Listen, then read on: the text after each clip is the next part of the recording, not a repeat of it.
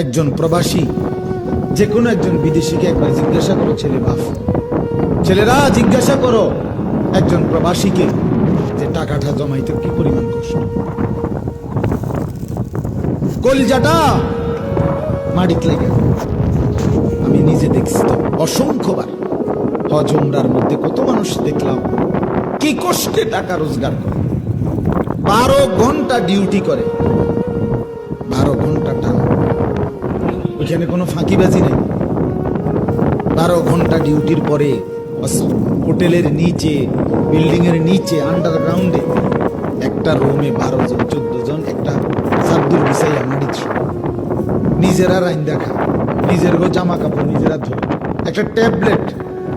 এক ছেলে একদিন আমারে কইতেছে, হুজুর আজ 11 বছর বিদেশে, একটা ট্যাবলেট জীবনে কেউ কোনোদিন নাই, কত খুল্লা দিন। সব নিজেরটা নিজে করতে হয় হুজুর। কত সময় জ্বরে, মাথা ব্যথা, এই পাশ ওপাশ কাতরাই সারা রাত, বিবি নাই, সন্তান নাই, বাবা নাই, মা নাই, কেউ যে একটু আদর করে হাত বুলায়